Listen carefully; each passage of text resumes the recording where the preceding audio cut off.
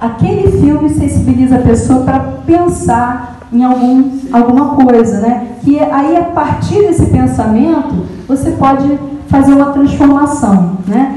Um dos cineviagens que a gente fez foi desse aqui, Os Intocáveis, que é essa história bacana, né? Que ele era um deficiente físico e ele sempre tinha alguns cuidadores que eram profissionais de saúde. E aí, de repente, ele conseguiu contratar esse cara que não tinha nada com a saúde e começou a mostrar para ele um outro modo de cuidar, né? Porque assim, a gente fica muito preso quando é profissional de saúde com o cuidado, né? E às vezes o cara que não tem essa nossa visão, não está dentro dessa caixinha, ele cuida melhor do que a gente, né? E aí, a partir daí, a gente fazia, sempre que a gente fazia alguma atividade, e isso é uma coisa legal para fazer nas equipes, a gente colocar o que as pessoas sentiram a partir daquilo. E aí a gente construía quadros, assim, pegava pedaços de papéis e colocava, fazia assim, uns quadrinhos assim, para ver o que dali a pessoa tinha retirado. Então, saíam palavras, né? Confiança, superação, dedicação, e cada um explicava por que colocou aquilo. O Team Based Learning, o TBL, era uma metodologia que você fazia uma exposição para o grande grupo. Por exemplo, agora a gente vai falar sobre linhas de cuidado, né, na saúde. Então, falavam alguns especialistas nisso, né? Então, assim, foi bem legal ver isso aí em prática. A gente trabalhou com linhas de cuidado, coisa que também às vezes a gente não consegue trabalhar nas unidades de saúde, né? E aí eu trouxe um exemplo de linha de cuidado, mas assim, não importa muito. A gente trabalhou com o fluxograma descritor, que é uma organização do processo de trabalho. É importante que a gente traçasse isso para a gente poder entender como é que a gente está trabalhando, né? Porque às vezes a gente vai fazendo trabalho, mas nem percebe que o trabalho não está, que poderia ser de outra maneira, né? Aí a gente vê as funções, os nós críticos, onde tem problema no trabalho, onde a gente pode melhorar, né? E aí eu trouxe o fluxograma, né? Que é uma brincadeira, né? O fluxograma funciona? Não. Você tocou? Não. Vai ter problema? Não. Então afaste-se. Afaste-se. Então, funciona? Sim. Então não toque. Né? Então isso é exemplo de um fluxograma, é uma brincadeira, né? Claro que isso aí é para a gente fazer nas unidades de saúde, para a gente poder ver como é que o usuário está, como é que o processo de trabalho está sendo organizado no programa, né? Dentro da unidade.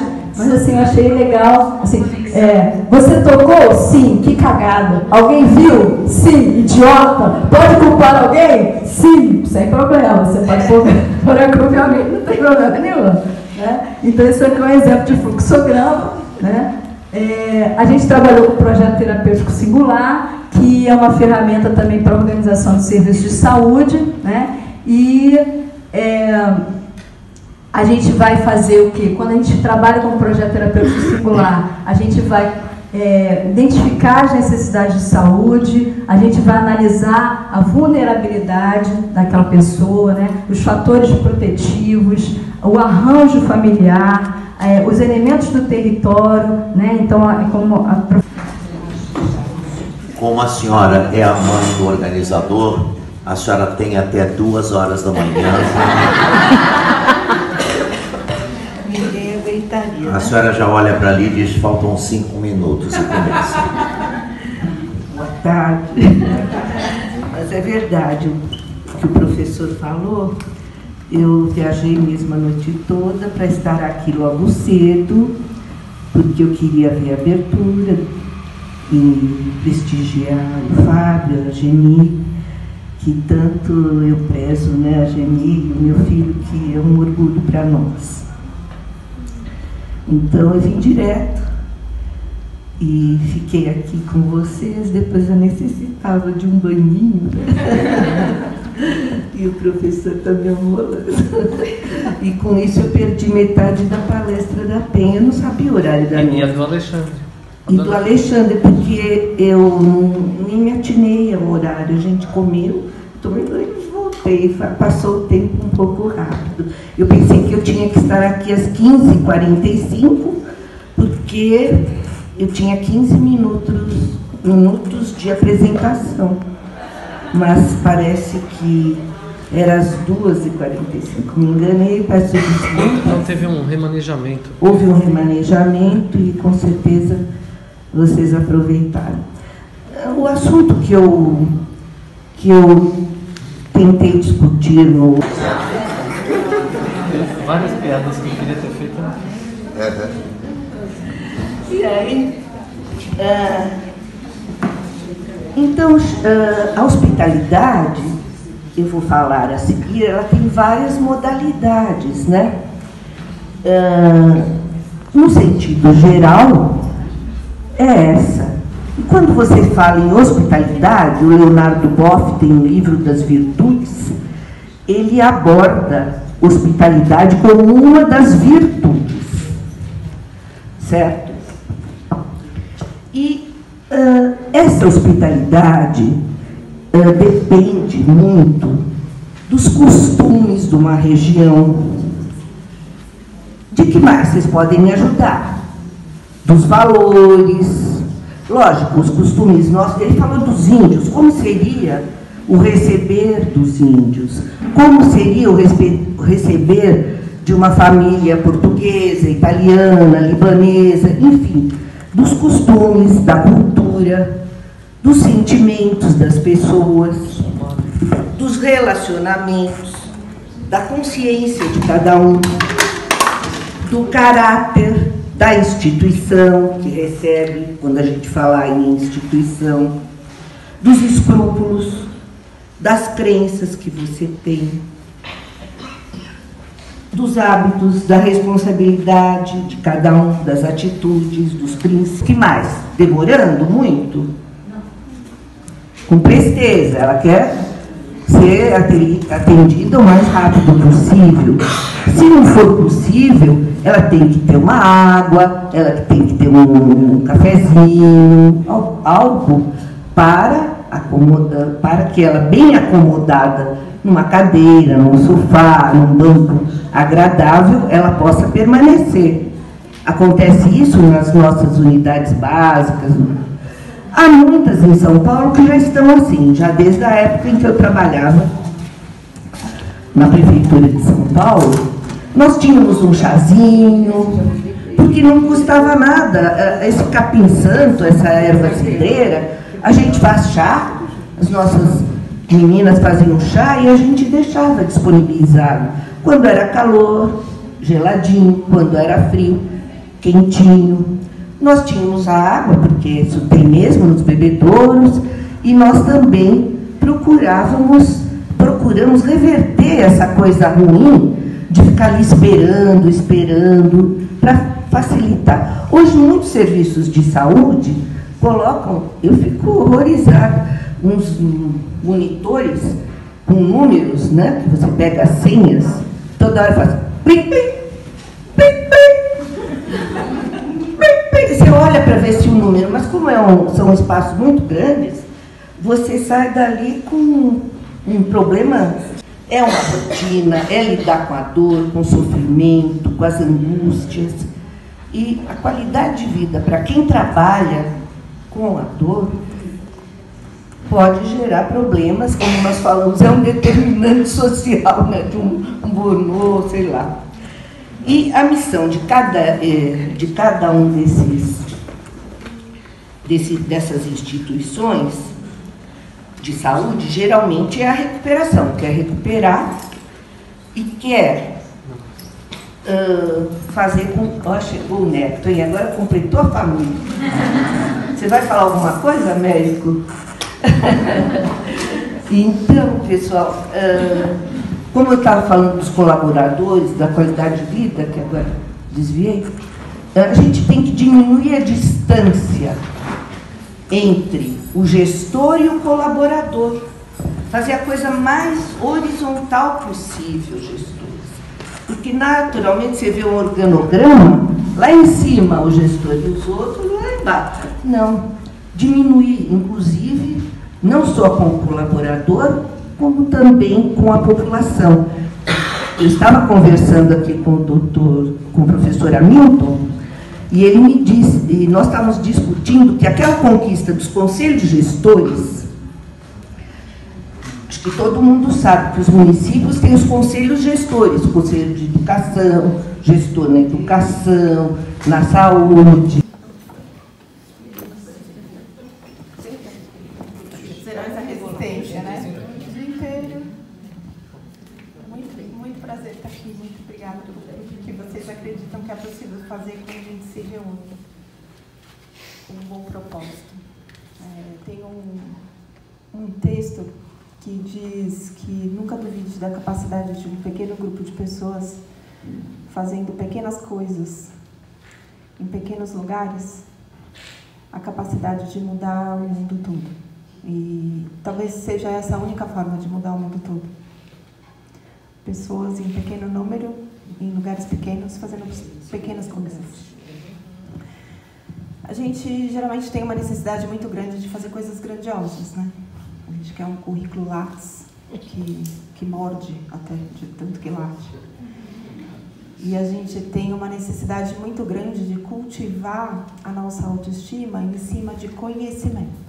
A gente quer se sentir validado, quer se sentir reconhecido com base naquilo que a gente sabe, daquilo que a gente conhece.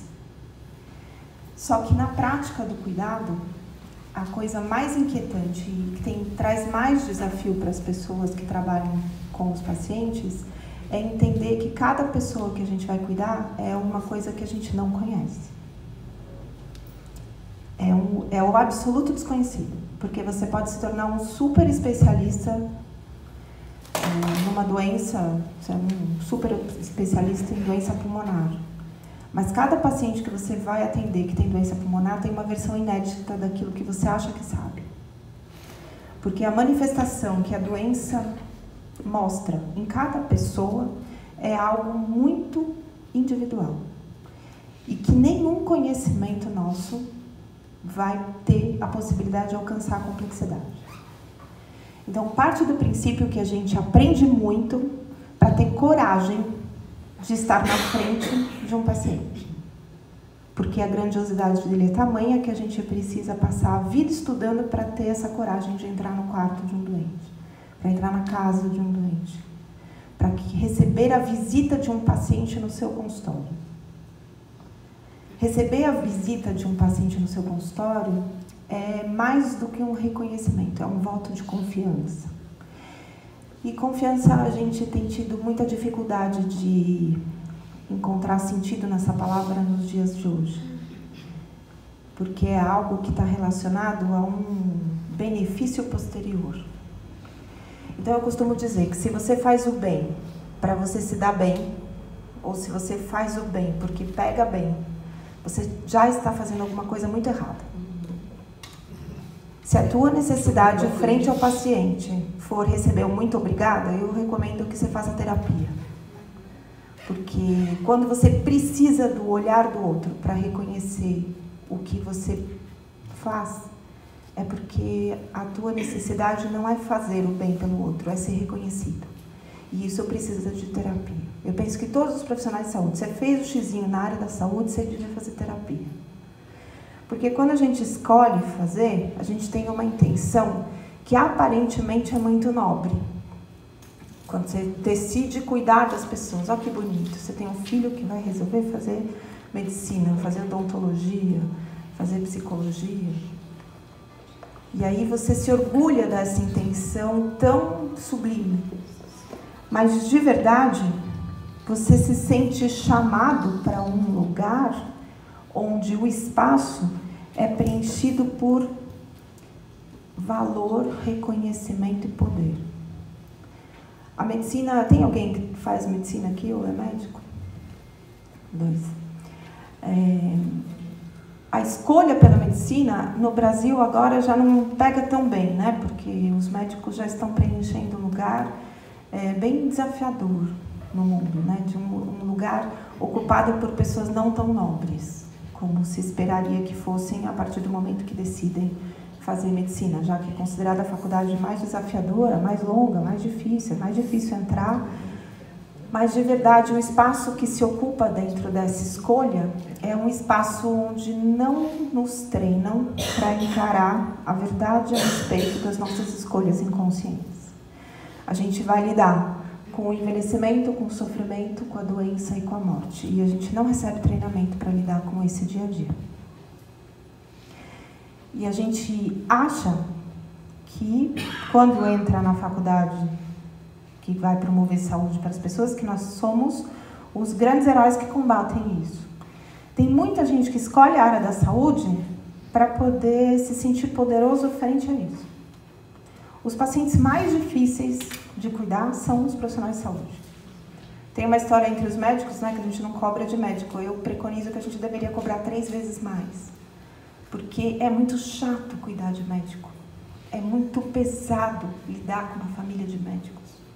É muito difícil e desafiador construir um conceito de saúde para quem a vida inteira se centralizou, se concentrou em doença. Então eu devia cobrar 3 vezes mais, mas a gente não cobra e faz isso só por amor, não é nem pelo bem que isso vai causar. Porque quando você compreende que o processo do cuidado diz respeito a organizar-se de tal forma a ser capaz de chegar no inferno junto com essas pessoas, sem se tornar parte do inferno, quando você entende essa complexidade, muitas vezes você tem que ficar umas 3 vezes, sabe, se a questão fosse um jogo de tabuleiro, você ficava 3 vezes sem jogar, que é para ficar em silêncio, observando o que realmente está acontecendo e saber qual o papel que você ocupa frente a estes desafios. Eu costumo dizer que a morte e o sofrimento é para todo mundo. Ninguém escapa dessas. Todas as pessoas sofrem e todas as pessoas morrem. A doença e o envelhecimento é um presente dado a privilegiados. Então, quando a gente está diante de um paciente que está adoecido, ele não é um incompetente que não conseguiu consolidar a saúde dele. Ele até pode ter participado com grande empenho, que é o que a maioria das pessoas faz, com grande empenho para se apropriar daquela doença. O ajudar, tem gente que pergunta para mim assim, Ana, você faz o seu trabalho em ajudar as pessoas a morrerem? Eu falei assim, não, porque elas sabem morrer. Aliás, elas praticam com muito empenho o como morrer mais rápido. Porque elas não se alimentam direito, porque elas não fazem atividade física, porque elas não se comprometem em fazer uma manutenção da nave, né? A doutora Laura disse a respeito da manutenção da faculdade, mas se a gente for olhar para a manutenção de cada um dos professores, a gente vai ver que eles espelham a realidade de um serviço público. Porque cada professor, cada profissional de saúde está se colocando frente a frente com um total abandono em relação a si próprio. E o mundo que a gente está vivendo, na verdade, é um reflexo das escolhas de cada um de nós. Mesmo das pessoas que são contra o que está acontecendo, elas trabalharam com grande afinco a favor do que está acontecendo. E esse momento talvez seja um momento de contemplar a possibilidade de aprender com esta doença que nós estamos vivendo. O resolver a doença é algo que não depende do profissional de saúde. Exclusivamente, não depende do conhecimento do nosso trabalho, o que a gente sabe, ou o número de pós-graduações que a gente tem, o número de certificados que a gente tem. Paracelso, que foi um grande médico, um grande pesquisador de 1400 e nada, ele dizia que a cura ela dependia de 3 aspectos. Em primeiro lugar, da capacidade daquele organismo de se recompor, de voltar à sua condição original. Em segundo lugar, da qualidade dos medicamentos utilizados para que aquilo acontecesse. E o terceiro lugar, não menos importante, mas absolutamente necessário, porque você não consegue sustentar uma realidade com 2 pezinhos, você tem que ter 3, pelo menos. E nesses pezinhos, um deles é o caráter do médico, o caráter do cuidador. E aí a gente sente por que as coisas estão tão difíceis na área da saúde, porque a corrupção do caráter de cada um de nós é muito barata. a gente se corrompe por muito pouco. E nem estou falando de dinheiro. Estou falando de reconhecimento de poder, de espaço, de glamour, de glórias. Quando a gente se perde nessa necessidade de reconhecimento, a gente não se encontra mais capaz de ser parte desse tripé da cura. Não há como você atuar num processo de cura de uma pessoa, de um ser humano, se você não tiver uma característica fundamental de manter a sua essência do seu propósito, que é fazer alguém feliz. O seu propósito não é curar a pessoa, mas trazer felicidade para ela, esteja ela em que momento estiver do processo de vida dela. Porque ela pode estar no momento de adoecimento que pode vir a se regenerar, mas ela pode estar no momento de adoecimento irreversível. E o teu papel diante dela não pode trazer confusão, não pode ser um desconforto ter você por perto. A gente quer salvar vidas, mas nós aprendemos desde muito jovens nas áreas da saúde que vida é algo biológico. Então a gente vai se organizar para tratar conceitos ligados à questão biológica. E a questão biológica é muito pequena perto da grandeza de cada uma das existências. Eu lembro que de manhã o Fábio comentou, né, da facilidade que a gente tem de tratar um determinado tipo de problema no paciente. Eu coordeno uma pós-graduação de cuidados paliativos e eu treino os alunos a escreverem relatórios de vida. E é muito desafiador, especialmente para os médicos, fazerem relatórios de vida. Porque eles se prendem exclusivamente na dimensão dos diagnósticos. E eu tiro deles isso. Eu tiro essa ferramenta. E aí, quando você tira essa ferramenta, a pessoa não sabe o que fazer. Ela não sabe quais são os movimentos da luta se não tiver uma arma na mão dela. E ela tem que lutar com a presença dela. E isso é muito desafiador para um profissional de saúde que tem que lidar com a possibilidade de ser um instrumento de cura como ser humano e não como alguém que medica ou alguém que faz um procedimento. E aí, nesse desafio de construir o relatório de vida, tem uma certa tendência de olhar para o paciente e descobrir o que ele tem que você saiba tratar. Esse é o verdadeiro propósito da maioria dos médicos, é tirar da história do paciente alguma coisa que você saiba resolver. Não importa se para o paciente aquilo é importante de ser resolvido, mas para você importa que aquilo você sabe resolver. Então aí aquilo vai ser o foco principal do seu trabalho diante daquela pessoa, mas não é aquilo que ela quer. O consultório está cheio de idosos que vão lá por causa de dor. E passaram em 5, 6 especialistas por causa de dor. E todos os especialistas trataram tudo, menos a dor. Porque nenhum dos especialistas sabia tratar a dor, mas descobriu alguma coisa que saberia tratar. E encontrava dentro desse propósito a satisfação do seu processo de intervenção. E as pessoas não estão felizes com o que a gente está fazendo. Como diz Manuel de Barros, as coisas não querem ser mais vistas por olhos razoáveis. As pessoas também não. Não tem mais espaço para razoabilidade, para ser razoável agora. Porque o razoável é alguém que vive na margem da própria vida. É a margem, só que a vida está passando. Não tem mais como você desconhecer o que é proibido. Porque o que é proibido está disponível. Todo mundo sabe agora o que é proibido. Mas a grande proibição que nós colocamos na nossa própria vida é se colocar como um instrumento de felicidade para alguém. Porque isso parece que não faz sentido. A gente não está feliz, não tem nada que nos complete nesse momento, a gente está sempre insaciável. Eu falo que o mundo está vivendo o espaço do faminto. Um faminto que não sabe receber. Oferece, oferece, oferece, oferece e é tudo que é colocado como fogo na mão de alguém que morre de fome. E tudo queima na mão desses famintos. As pessoas estão sempre insatisfeitas, nada está suficiente, nada é bom, nada é correto. Está tudo errado, inclusive o seu olhar, porque provavelmente o seu olhar é um olhar razoável. A gente precisa aprender a ver além do que está acontecendo. E para ver além é preciso se estabelecer a capacidade de silêncio. Um silêncio interno, sem julgamentos e sem condenações. O poder e o reconhecimento que a gente busca é algo extremamente fugaz, não serve para nada. A mim, tudo que mais importa é o momento em que eu estou diante de uma pessoa que acredita que eu posso fazer alguma coisa por ela. Tudo que eu aprendi até hoje foi para que nesse momento eu tenha coragem de acreditar que eu realmente posso fazer alguma coisa por ela.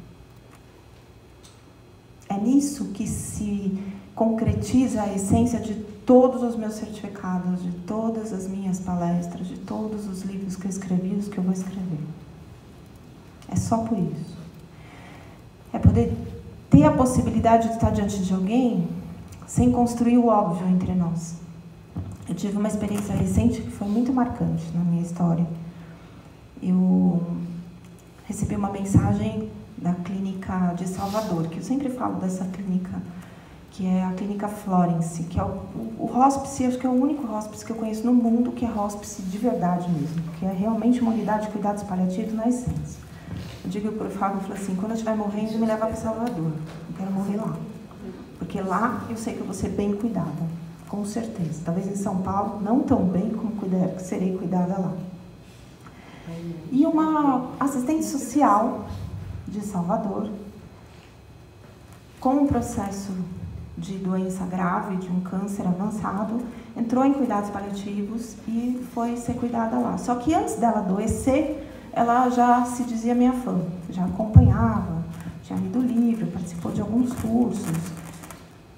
E eu recebi uma mensagem da equipe de lá dizendo que da bucket list dela, da lista de últimos desejos, era me conhecer. E eu não tive a oportunidade de ter agenda para poder ir para Salvador, nesses tempos em que ela estava doente lá. E ela não tinha condição de vir para São Paulo para fazer nenhuma aula minha. E aí trocamos mensagens. E aí nas mensagens, eu mandei uma mensagem para ela. E aí ela ficou eufórica, respondeu eufórica. Ela falou assim, nossa, agora já posso morrer. Eu falei, não pode não. A gente tem que se ver olho no olho. Aguenta mais um pouco aí, a gente tem que se encontrar. E aí a gente tentou algumas vezes fazer uma chamada de vídeo para a gente conversar. E ela, em todos os momentos em que ela se sentia mais fraca, que a dor voltava, que ela não sabia o que fazer, ela mandava uma mensagem para mim. E eu respondi, eu falei, olha, agora é a hora de você procurar seu médico, agora é a hora... Você tomou o remédio de ontem? Ela falou, esqueci. Eu falei, então é importante que você tome agora. Eu consegui fazer as orientações à distância. E chegou o momento em que ela teve que voltar para Florence, para os seus últimos dias de vida. E aí, ela estava muito fraquinha, eu recebi a mensagem da assistente social de lá, falou, doutora Ana, a Samantha está indo. E ela pediu para dizer que você a ajudou muito. E ela queria te agradecer. Aí eu perguntei para a Socorro, posso visitar ela pelo vídeo agora? Você tem condição de ligar a chamada de vídeo de WhatsApp no quarto dela? Tenho? Então, liga lá, que eu estou com tempo. Misteriosamente, a agenda da doutora Ana desapareceu numa terça-feira. Pacientes se desmarcaram, reuniões foram desmarcadas. O que eu tinha para fazer eu já tinha terminado, eu tinha tarde livre. E fui visitar a Samantha no quarto dela, lá em Salvador, num celular. Peguei uma nave e fui pelo celular. E visitei a Samantha por quase 40 minutos. Como médica, eu não tinha nada para fazer, porque não podia prescrever, porque eu não estava lá. Não podia examinar, porque eu não estava lá. Mas ela podia me ouvir, e eu estava lá, para ouvi-la e para falar com ela. Aí, podia dar um sermão, podia dar uma palestra, podia pedir uma lição de moral. Perguntei para ela, você gosta de poesia? Ela, eu adoro. Eu falei, posso ler poesia para você? Ela falou, você faria isso? Eu falei, claro que eu faria. E eu li Adélia Prado para ela. E li 3 poesias minhas. E perguntei, você gosta de música? Ela falou, é a coisa que eu mais gosto. Eu falei assim, esse quarto tá com um barulho tão esquisito de nebulizador. Isso não é um bom som. para ser ouvido nos seus últimos dias de vida? Barulho de bip? Barulho de nebulizador? Não. Que música você gosta? Nisso ela já estava melhor da dor. Quando a gente começou a conversa, ela estava com dor score 6 e estava com muito soluço. Eu até perguntei se ela queria que eu a visitasse em outro momento. Ela falou, não posso perder essa visita. Depois de 5 poesias, a dor tinha desaparecido. O soluço continuava e a gente cantou.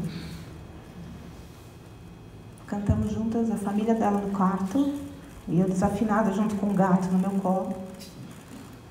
E a gente cantou.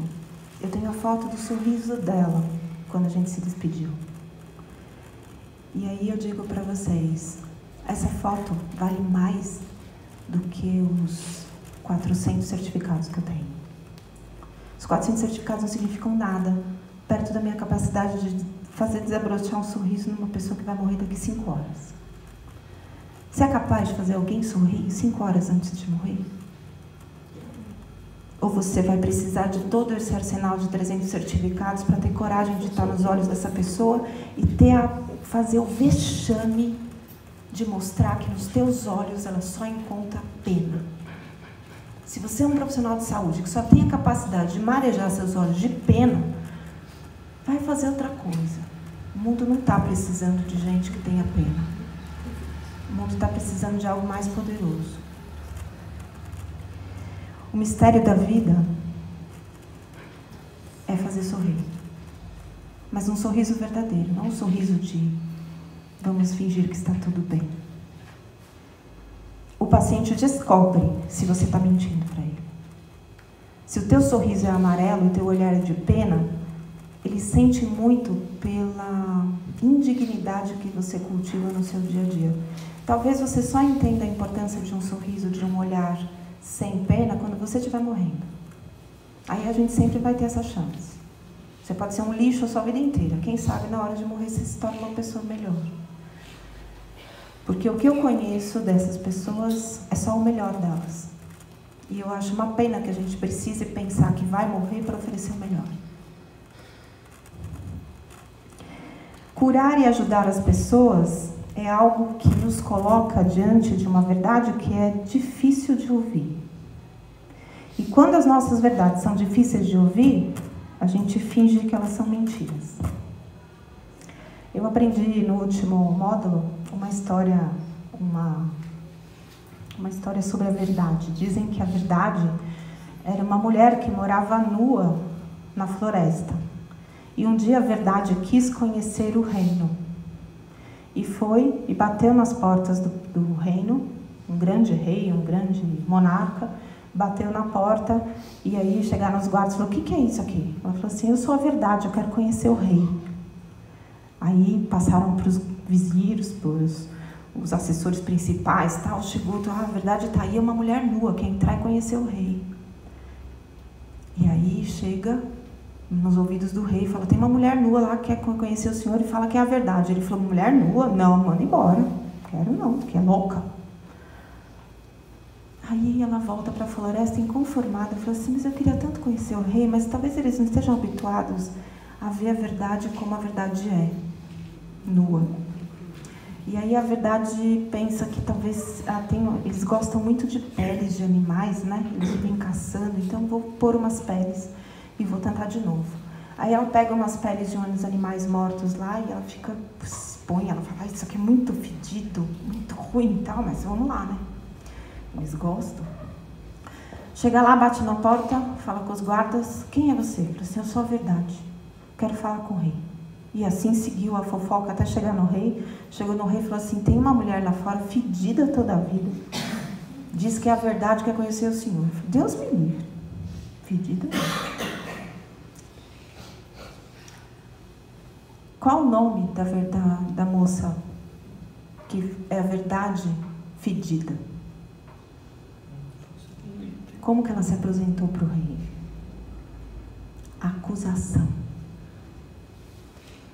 Ela achou que se ela dissesse que ela era verdade, ela não ia ser bem-vinda.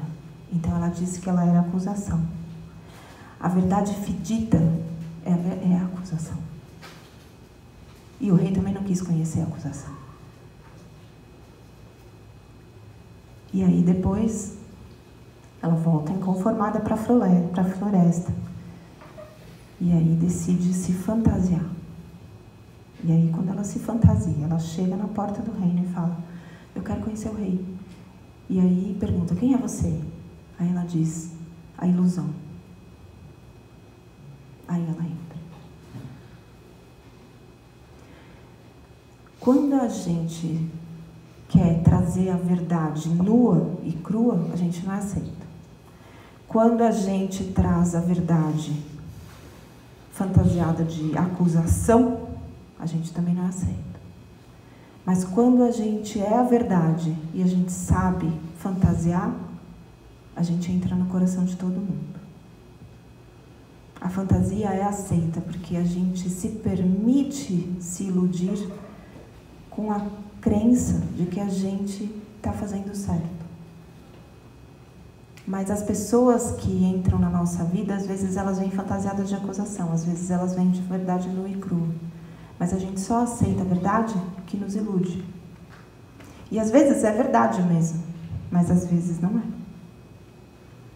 E a gente não é capaz de entender em que lugar que a gente vai ficar como profissionais de saúde para ser alguém que agrada pela presença, mas traz a verdade. O meio desse processo, entre nós, dos profissionais de saúde, é um processo muito solitário. Eu jamais pude imaginar que eu ia ocupar esse lugar que eu ocupo hoje de visibilidade. Mesmo porque o propósito nunca foi esse. As coisas... sabe aquela história do mar se abriu?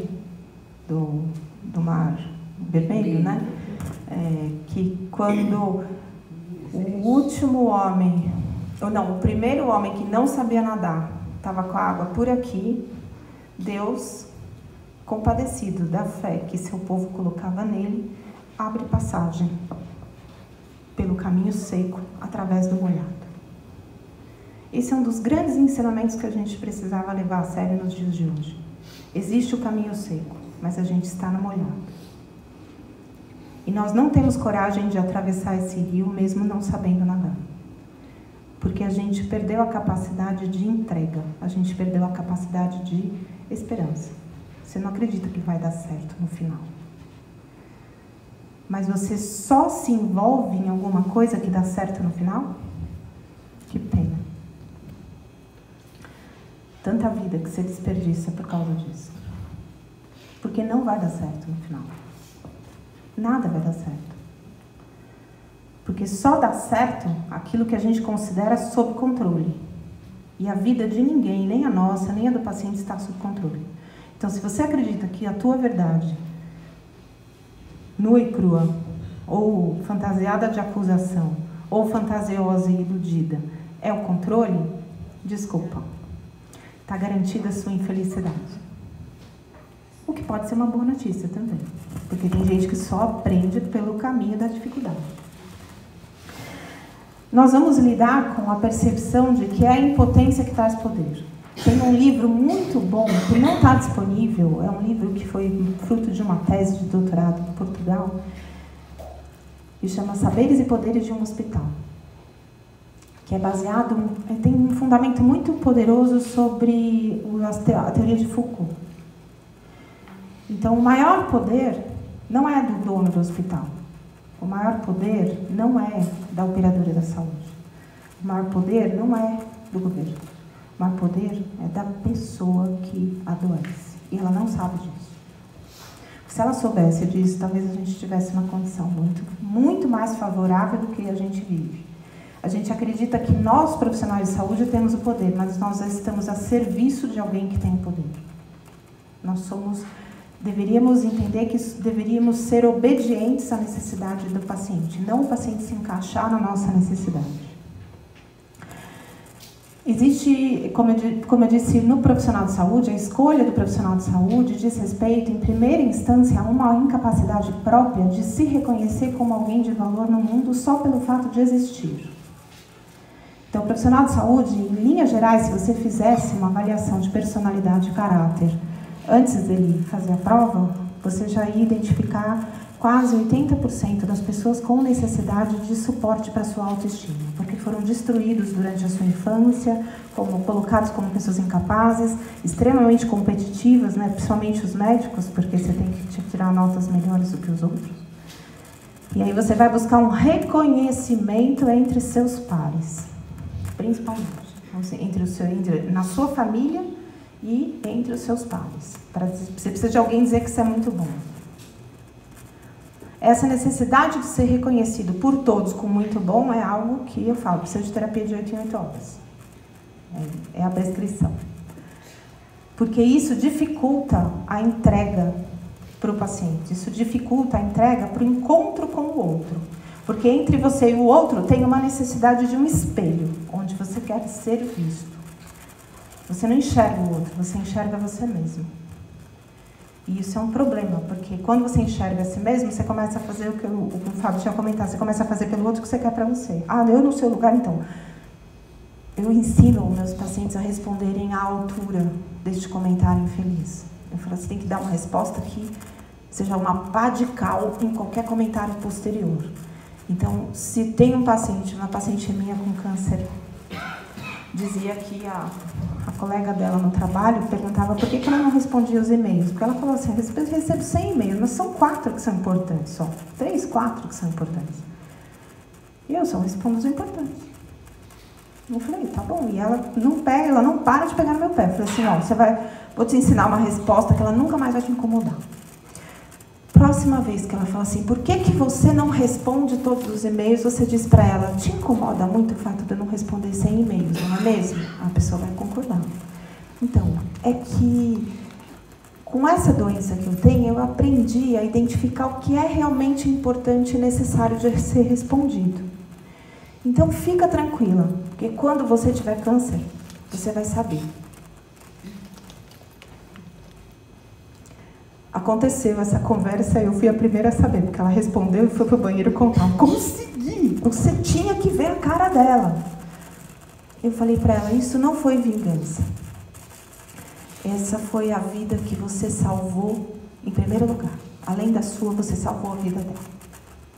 Não se preocupe se você não sabe o que é importante. Quando você tiver câncer, você vai saber. Enquanto você se limita a considerar tudo importante, para que você se sinta seguro no mundo, a hora que você tiver o seu mundo presumido destruído por causa de uma doença, aí você vai entender o que é realmente importante. Por isso que a gente precisa, diante de uma pessoa que está adoecida, sentar e conversar com ela. E o conversar com ela não é ficar 2 horas conversando com ela.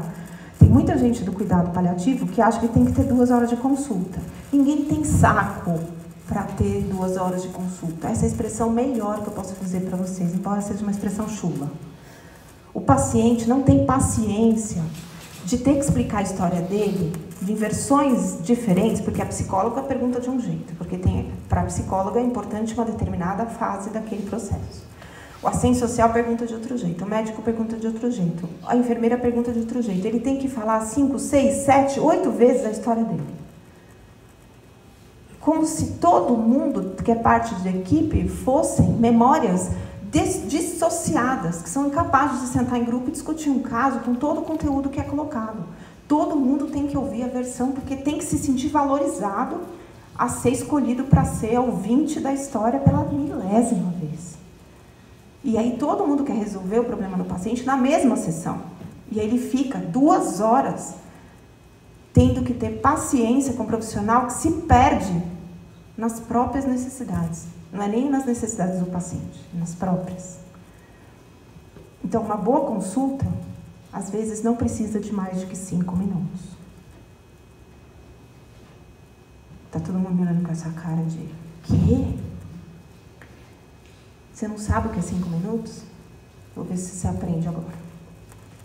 Quem aqui já perdeu alguém importante? Quem não perdeu, tem alguém importante na sua vida? Muito importante?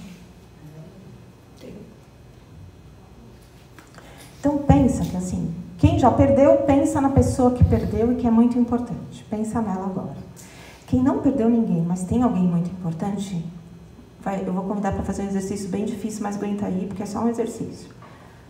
essa pessoa morreu agora. Você não pôde vê-la agora, ela acabou de morrer. Vocês estão com essa imagem na frente de vocês? Assim, se fechar os olhos, vocês estão vendo ela? Se eu fosse uma pessoa muito poderosa e dissesse para vocês assim: eu posso te dar 5 minutos com essa pessoa. Quem aqui não quer? 5 minutos com essa pessoa que é muito valiosa para você. 5 minutos só. Tá bom? Você sabe o que fazer com esses 5 minutos? Sabe o que fazer com 5 minutos? Quando você sabe que aquela pessoa é muito importante para você, você sabe o que fazer com 5 minutos? Você precisa do seu currículo para saber o que fazer com esses 5 minutos? É disso que me refiro quando você vai estar diante de um paciente na sua frente por 5 minutos. Você tem que olhar para ele como se ele fosse a pessoa mais importante do mundo para você. E você vai saber o que fazer com 5 minutos. Porque a maioria dos profissionais de saúde, quando tem 10 minutos, reclama durante 5 que tem pouco tempo.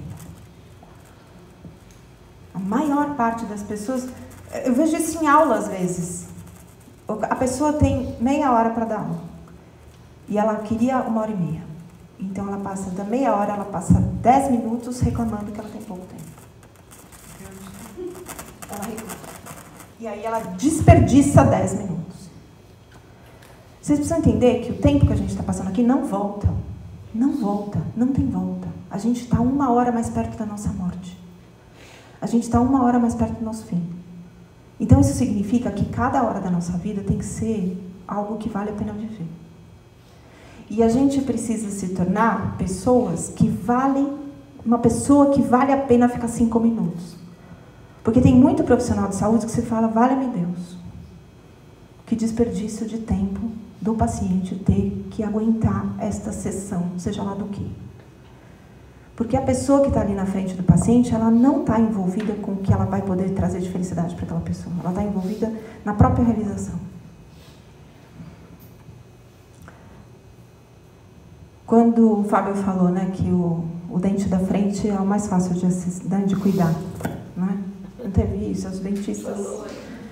É o dente mais fácil acesso. É. Em termos de acesso. Isso.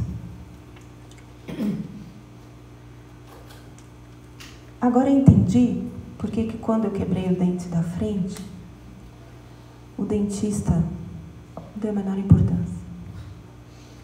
Porque não era difícil para ele. Mas o meu dente da frente... Para você? É muito importante. Aliás, o dente da frente, eu acredito, de todo mundo é muito importante, porque você se apresenta com seus dentes quando você sorri. Então, talvez um grande aprendizado para todo mundo que faz odontologia é que quando você chegar com um paciente na sua frente, que está com o dente da frente quebrado, você senta do lado dele, segura a mão e fala assim, eu vou te fazer sorrir de novo. Ao invés de você olhar para aquilo e falar assim, puta, coisa fácil de fazer. Porque especialmente os profissionais de saúde adoram uma encrenca. Coisa fácil é chato fazer. Imagina, controlar a pressão. Eu queria um paciente morrendo, né? Eu quero um câncer para tratar, não quero um diabetes. Uma coisa fácil. A consideração do fácil como sendo dispensável. Do fácil como sendo pequeno. Mas a experiência do paciente diante do pequeno pode ser assustadoramente desproporcional àquela experiência que você tem com aquela situação. Agora eu entendi. Depois, quando foi ao longo dos anos na reconstrução, eu agora tenho uma dentista que sabe o valor que tem meu dente da frente. Ela sabe. E aí é muito bom estar 5 minutos com ela, embora eu morra de medo. Eu também fui tratada por dentistas que tinham manivela lá. E aí vale a pena estar 5 minutos com ela, mesmo que eu tenha medo de tudo que ela faz. Eu sei que tem muitos pacientes que têm muito medo de tudo que eu faço, porque eu trabalho com final de vida. Eles têm medo de marcar consulta comigo. Mas aí, quando eles estão comigo, eles querem ficar mais um pouquinho. Porque esses 5 minutos fazem toda a diferença na vida de qualquer pessoa. E se você souber o que fazer com 5 minutos, saiba que o caminho para saber o que fazer com 5 minutos, você lembra dessa experiência aqui. É 5 minutos com a pessoa mais importante da sua vida, que você nunca vai ver de novo. E se acontecer, como a dona Laura falou, que você não vai ter um retorno, porque a nossa condição de saúde às vezes não permite um retorno, faça seu trabalho como se a sua vida dependesse daquele momento. E aí não vai precisar de retorno. Tem muitas pessoas que eu vejo uma vez só na vida. E passam-se 10 anos, eu tenho uma notícia de o que aconteceu com aqueles 5 minutos que elas me viram num vídeo ou que elas leram no livro. Quem é o paciente que você atende? Esta é a pergunta aberta mais importante que você precisa cultivar no seu dia a dia. A doença que ele tem é sua obrigação saber. A parte técnica, ela é obviamente necessária. Se você não é um bom técnico, nem começa a querer saber quem é o paciente. Você tem que saber a técnica. E muito bem feito. E fazer os cursos, e gastar dinheiro sim, e fazer, e se empenhar, e horas bunda de estudo. Você tem que fazer sim, senhor. Para poder ter condição de ficar 5 minutos cara a cara com o paciente. O poder de curar as pessoas ainda é um sonho. Não está acessível. A gente tem que lidar com a realidade que a gente tem. E a realidade que a gente tem é essa aqui. É essa da dificuldade. Se você não é capaz de fazer um bom trabalho na dificuldade, você não será capaz de fazer um bom trabalho na felicidade.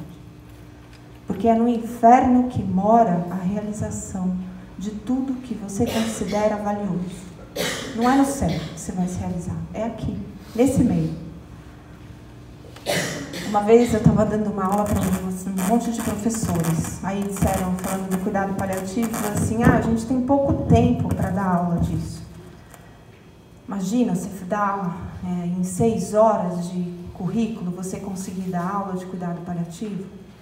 E eu falei, se você reclamasse menos das 6 horas e fizesse bom uso das 6 horas, talvez você conseguisse mudar as coisas.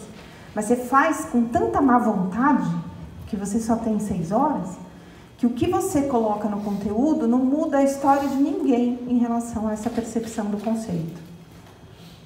Uma vez me deram 17 minutos. Na verdade, me deram 18. Era o tempo que eu tinha no TED. E eu usei 17. Olha o que aconteceu com 17 minutos. Das 335 faculdades de medicina que não tinham cuidados paliativos, agora 60 tem.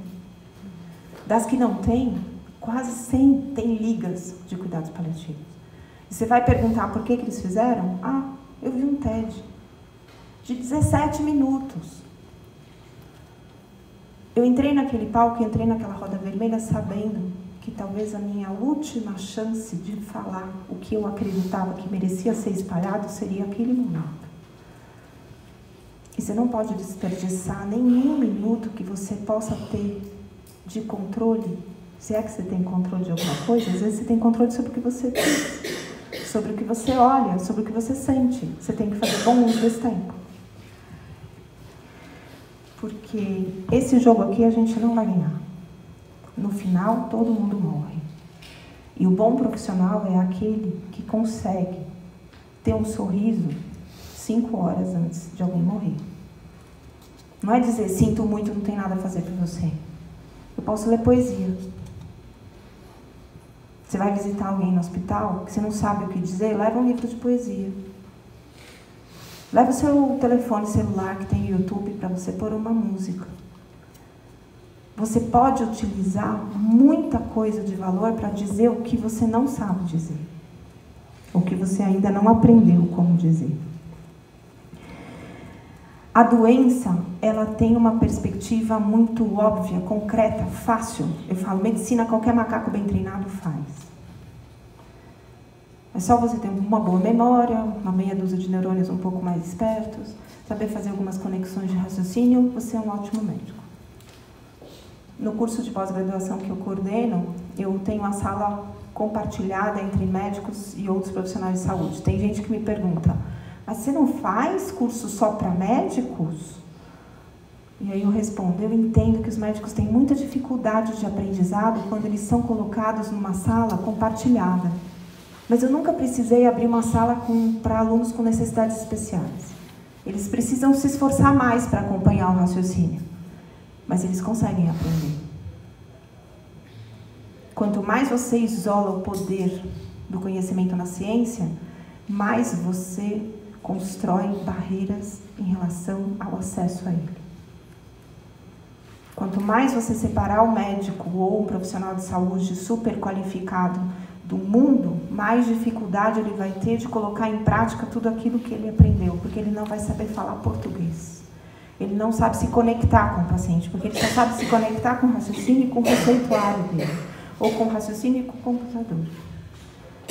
Muita gente criticando agora a telemedicina, né? Aí perguntaram para mim qual a minha opinião a respeito da telemedicina. Eu falei, olha, tem tanto médico que tem tanto prazer de se relacionar com o computador, quem sabe se aparecer um paciente na tela, ele começa a curtir, né?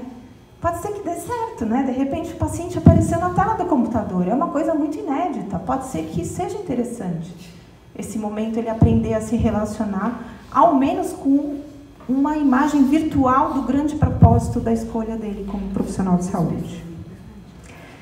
Todo sofrimento é uma urgência.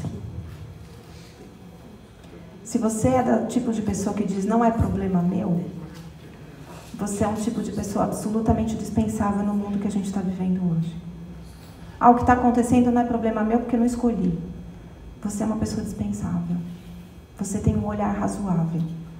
Você não é uma pessoa necessária nesse espaço tão difícil que a gente está tendo que viver nesse momento. É problema seu. Porque você faz parte da construção do sofrimento que nós estamos vivendo. Então você precisa ser parte da solução desse sofrimento.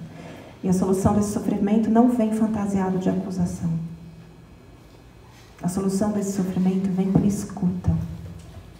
Vem pelo silêncio que você precisa fazer para perceber o que realmente o paciente precisa que seja feito para a felicidade dele.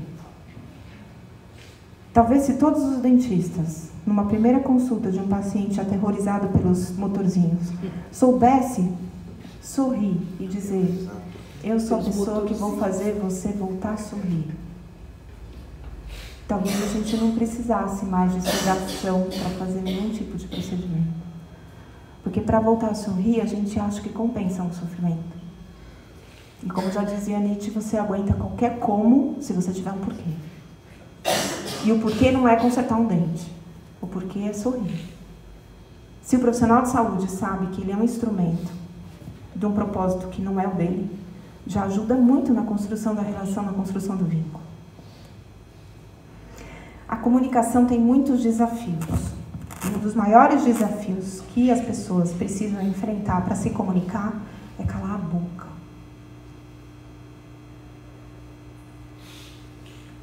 É ficar quieto, é não completar a frase.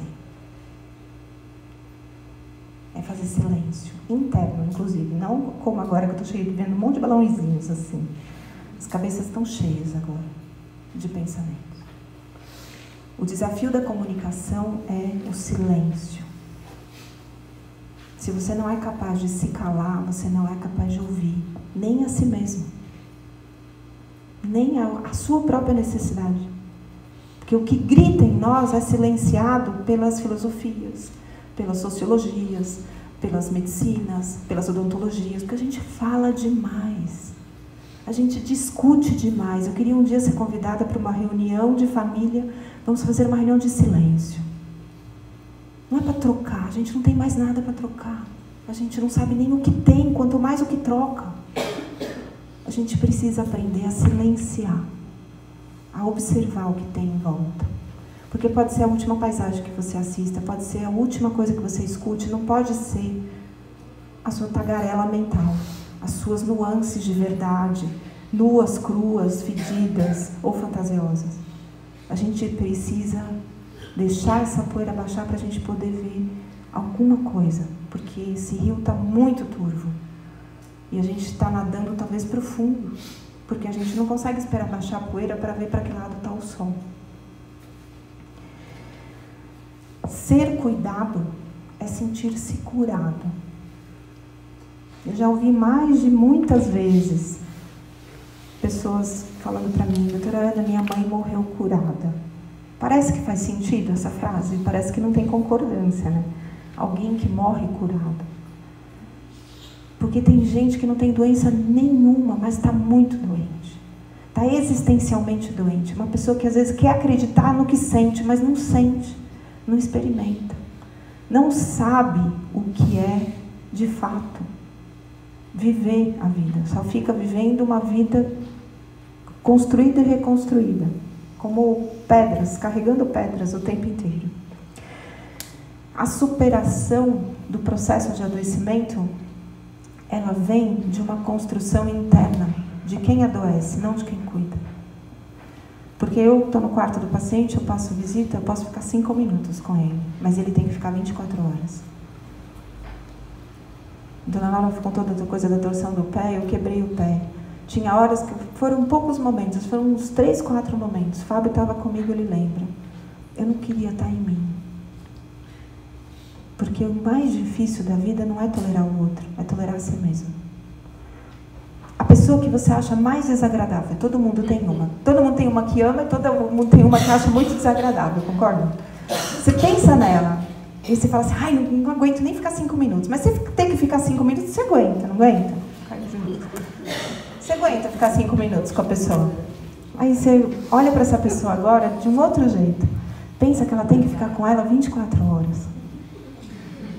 Não dá compaixão? Você fala: meu Deus, deve ser muito difícil sem ela. E aí você já não vai olhar com tanta dificuldade, porque de repente com 5 minutos com você, ela pode experimentar uma versão melhor dela. A gente tem esse poder de oferecer para as pessoas a chance delas serem o melhor que elas podem ser. E tem pessoas que a gente compartilha tempo onde a gente faz com que elas sejam o pior que elas podem ser. Que tipo de instrumento nós somos para essas pessoas? A gente é um instrumento que traz a possibilidade dela ter a melhor experiência em relação a ela mesma? Ou nós somos os instrumentos que trazem para ela a percepção de que ela é um nada? Como é essa experiência do convívio com a gente? A verdadeira caridade não é dar ao outro o que você tem. A verdadeira caridade é dar ao outro o que você é. E se você não é grande coisa, é melhor recolher o time e se reconstruir.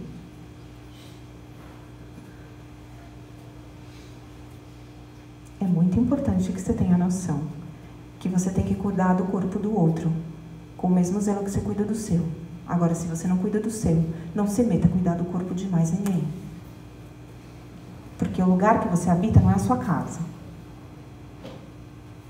O lugar onde você mora não são essas paredes, não são os fios soltos. Os fios soltos estão dentro de você. As paredes que caem estão dentro de você. A falta de manutenção da sua casa é o seu corpo. Porque você mora no seu corpo. Você não mora em Nova Friburgo, você não mora na Alemanha, você não mora em Portugal, você não mora no Rio de Janeiro, você mora no seu corpo. Aí é aí que você habita. Então essa nave precisa de cuidados. E se você é um profissional de saúde, você tem que ser um exemplo. As pessoas têm que olhar para você e falar assim: eu queria ser como você é dentro de você. Você me parece ser tão feliz dentro de você. Como faz?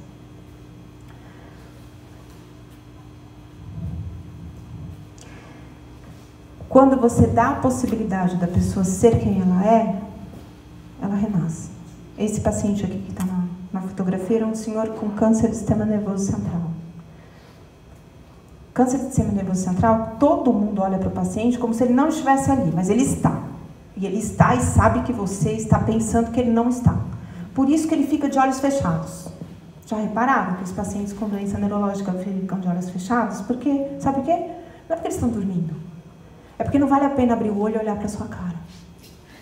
Não vale a pena. Porque você não é uma pessoa que vale a pena olhar 5 minutos. Especialmente quando você olha para alguém como se aquele alguém estivesse morto. Você tem que falar com aquela pessoa, não através de uma escala de Glasgow. Você tem que falar: olá, meu nome é Ana Cláudia, eu sou a médica que vou cuidar do senhor aqui. Tem alguma coisa que o senhor queira me dizer? Quem fez essa pergunta foi minha residente, a médica que estava em processo de aprendizado em cuidados paliativos. E eu ensinei meus residentes a falarem com pacientes neuropatas. Aí todo mundo me olhava e falava, você é louca? Eu sou louca, mas eu que mando aqui. Então, fala. E aí ela falou isso. E o paciente... Aí a esposa do paciente, que é essa senhora que está brindando com ele, chegou para ela e falou assim, doutora, ele tem câncer. Não sei se passaram para a senhora, mas ele tem um câncer, faz 2 meses, ele não fala, não responde nada. Aí a Thaís virou para ela e falou assim, eu sei, mas é que como ele tem uma doença no cérebro que a gente não consegue ter total controle do que está acontecendo, pode ser que às vezes ele possa se comunicar. Então a gente sempre pergunta, a gente sempre vai fazer isso aqui, não acha estranho não. E aí ela perguntou de novo para o paciente, o senhor quer me dizer alguma coisa? E ele abriu os olhos, olhou para ela e falou, champanhe. Aí a esposa deu para trás assim. A primeira impressão de todos os profissionais presentes na sala é, está confuso? Imagina, uma pessoa vai pedir champanhe. Está confuso, né? Aí o paciente percebeu a reação das pessoas e disse, nós estamos no hospital, né? Não tem champanhe aqui, né? Tudo bem. Só que ele não contava com a possibilidade dele estar num hospital onde os profissionais de saúde foram treinados para ouvir. E aí, 5 minutos depois do comentário dele, recebi no meu WhatsApp. Doutora Ana, já estou providenciando a champanhe. Era nutricionista. Providenciamos a champanhe, tiramos a sonda, porque é óbvio que ele estava de sonda, né? Ninguém toma champanhe pela sonda, concorda? Tem algo que não dá para colocar espessante, por exemplo. Né? Aí tiramos a sonda dele. Não sei se dá para vocês verem aqui o quanto que o braço dele está cheio de hematoma. Porque o processo de cuidado se traduz em tortura. A grande maioria das vezes, quando você se relaciona com um paciente que tem doença neurológica. Você amarra o paciente. E você amarra o paciente sem ter tido treinamento de guerra. Porque no treinamento de guerra você aprende a conter as pessoas sem machucá-las. Mas no pronto-socorro, provavelmente o pronto-socorro daqui e do São Paulo também faz isso, se alguém aqui começar a ficar agitado e for levado lá, vai ter uns 10 técnicos, enfermeiros e médicos trepando em cima de você e fazendo cara de ódio assim, para conter você. Como se você fosse um criminoso. Mas o seu crime cometido é ter uma doença com a qual nenhum profissional de saúde sabe lidar direito. Esse é seu crime, quando você tem uma doença neurológica. Nem se atreva a ter um derrame, por favor. Melhor ter câncer. Vai por mim. Melhor ter câncer. Você vai ter um derrame, você está numa encrenca muito feia. Porque você não vai conseguir explicar o que você está sentindo e vão amarrar você, porque vão achar que você está agitado quando você disser, achar que está coçando o nariz. Não, vão amarrar, porque você pode tirar a sonda. Aí ele entrou em cuidado paliativo e nós tiramos a sonda. Porque a gente sabe, porque a gente lê artigos médicos, científicos de ponta. As últimas revisões de uma base de dados chamada UpToDate. Top. Lá tem escrito mais de 200 artigos de revisão e meta-análise falando que sonda não prolonga a vida de ninguém. Não melhora o estado nutricional para paciente crônico. Não diminui a quantidade de úlcera de decúbito. Não diminui o risco de broncoaspiração. E as topeiras continuam ouvindo, assistindo a aula de pessoas que acreditam que isso é verdade. E ninguém estuda. Basicamente isso. Estudar. Medicina baseada em evidências. Tiramos a sonda porque praticamos a medicina baseada em evidências. Esse foi o dia seguinte do pedido do champanhe. Um paciente com doença neurológica há 2 meses sem falar. Ele ficou curado do câncer? O diagnóstico dele estava errado? Não, ele foi visto. Ele foi ouvido. Isso é milagre. Sabe o que era esse dia?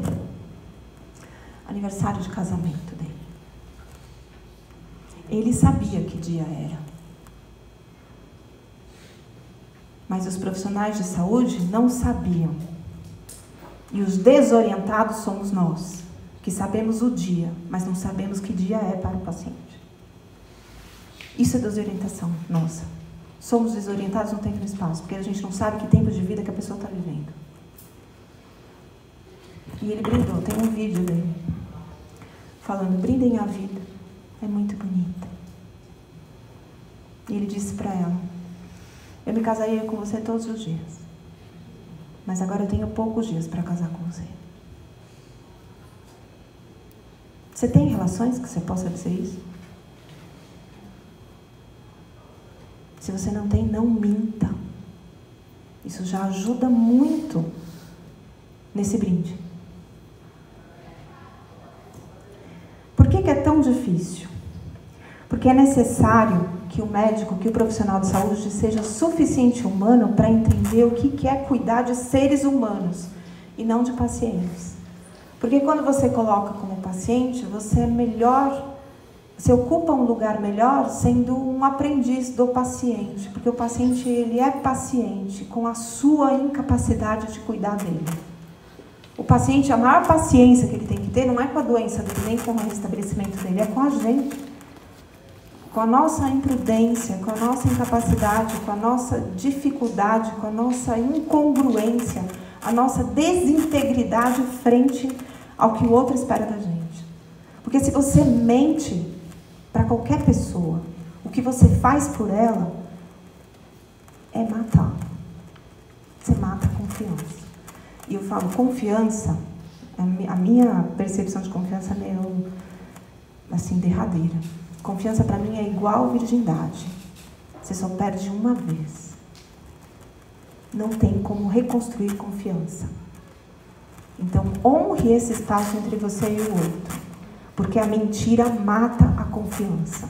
E não tem restabelecimento, não tem ressurreição para a confiança. É melhor você dizer não sei e vou aprender. Porque isso tem mais valor. O não saber tem mais valor do que a certeza da enganação. Muito mais valor. Quando alguém pergunta para você, eu vou ficar curado? É melhor você dizer não sei, do que mentir e falar que vai dar tudo certo. Se você não é capaz de contar a verdade, nua e crua, e fala assim, não, o senhor não vai ficar curado, o senhor tem uma doença muito grave que não tem cura. Você não tem coragem de falar isso, então você diz não sei.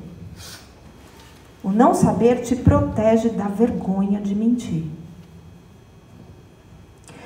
É parte de trabalho de todos os profissionais envolvidos no suporte do paciente favorecer o reencontro com a pessoa, com a vida dela, com o sentido da vida dela, e não somente com a doença. Cuidar de um ser humano de uma maneira humana e responsável é a melhor forma de trabalhar pela saúde de alguém. A todos os mortais, inclusive os médicos, que são os mais difíceis de entender o que significa uma estatística, ela vai ser muito valiosa para você quando você for um número dela. Ou quando alguém que você ama muito for um número nessa estatística. Essa é uma frase que eu gosto muito. Está até na mensagem do meu e-mail. A única frase que eu tive na vida no meu e-mail, acho que é a única que eu vou manter até o último dia da minha vida. Ao cuidar de uma doença, você pode ganhar ou perder. Mas se você cuidar de uma pessoa, você sempre ganha. Eu vou colocar para vocês aqui, como última mensagem, um trechinho de um vídeo, de um filme.